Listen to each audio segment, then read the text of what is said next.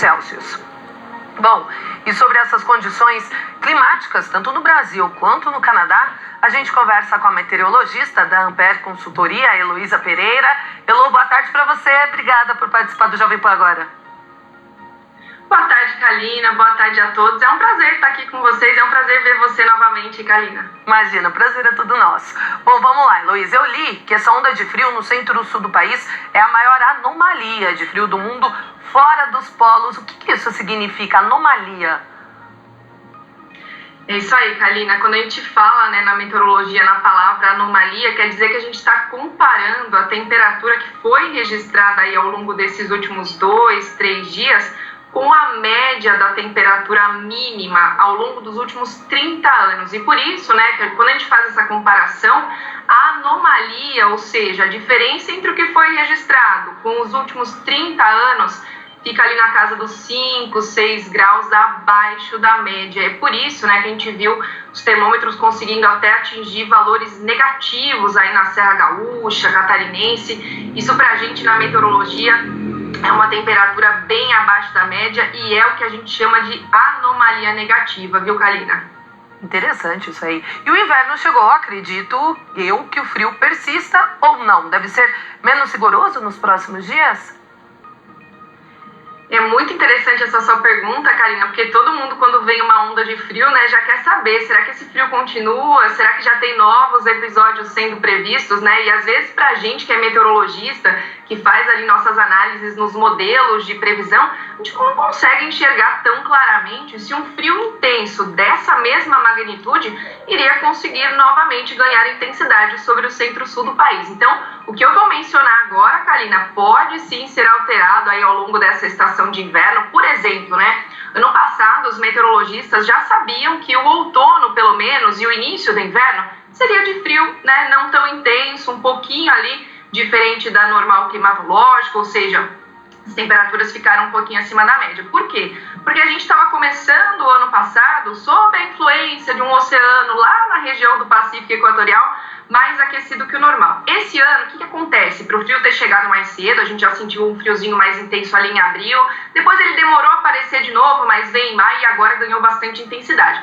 Então, qual que é a expectativa agora? Esse frio continua com a gente ainda na madrugada dessa quinta-feira, apesar de não ter condição para neve, tem condição ainda para geada generalizada em toda a região centro-sul do país, e aos poucos ele vai perdendo intensidade. Não dá para falar num final de semana confortável de temperatura ainda na capital paulista, região metropolitana, viu, Kalina? A gente ainda vai ter mínimas na casa dos 9, 10 graus ali, um pouco desconfortável ainda para quem não gosta de frio, e aos poucos esse frio vai perdendo intensidade. Aí, o que eu estava vendo nos modelos de previsão nesse momento? No início de julho, a gente vai ter uma temperatura ligeiramente acima da média, ou seja, volta a esquentar um pouquinho, a mínima sobe um pouquinho, típica de inverno, Não é uma temperatura elevada, mas é uma temperatura que não é tão crítica, tão baixa quanto essa que a gente está registrando agora. E depois, durante a segunda quinzena do mês de julho, tem um modelo de previsão, principalmente aqueles modelos americanos lá da NOAA, da Agência Americana de Meteorologia, que já projeta uma nova queda de temperatura. Não dá para eu dizer hoje que vai ter a mesma intensidade, mas sim, as ondas de frio, as massas de ar frio de origem polar podem voltar a passar pela região centro-sul do país e derrubar as temperaturas. Nesse momento, ainda bem, para quem não gosta nada de frio, já estou adiantando que ela não vai ficar muito tempo com a gente, ela vai aos poucos perdendo intensidade aí nos próximos dias. Graças a Deus, faço parte dessas pessoas, porque haja meia para esquentar esse meu pé, viu? Agora, já no Canadá, Elô, a situação é inversa. Os termômetros registram temperaturas de quase 50 graus e o calor absurdo pode ter provocado aí a morte de mais de 200 pessoas. Essas temperaturas altíssimas assim costumam mesmo acontecer por lá ou é um fenômeno inédito? Não, Kalina, olha, é bastante comum, durante a primavera e também início do verão, que ondas de calor acabem conseguindo ganhar intensidade no hemisfério norte. Eu estava pesquisando, vendo um pouquinho do que os climatologistas do Canadá estavam comentando sobre isso. Eu achei um meteorologista, inclusive, do governo canadense, um climatologista que tem anos de experiência comentando sobre essa onda de calor, e eu vou passar um pouquinho das informações que eu consegui extrair do discurso dele, tá? Então, o que aconteceu para esse evento de calor tão intenso, tão acima da média, ter ganhado intensidade no Canadá. Primeiro, que eles passaram por uma primavera, pra gente enquanto era outono, pra eles era primavera, é tudo o contrário, né? Então eles passaram por uma primavera de chuvas bem abaixo da média normal climatológica. E isso pro solo, Kalina, já pensa assim, né? Falta umidade no solo, já é ruim, já é estranho, não é dentro da climatologia deles. E aí, quando as ondas de calor, que são comuns nessa época do ano, as massas de ar mais seca, quente, que conseguem se desprender ali da região do Oceano Pacífico, chegaram ao Canadá, o que aconteceu? Elas encontraram um ambiente mais seco, né? Você tem menos vapor d'água em suspensão na atmosfera, e nesses últimos dias se formou um fenômeno que eles apelidaram ali de heat dome, que é como se fosse uma cúpula de calor.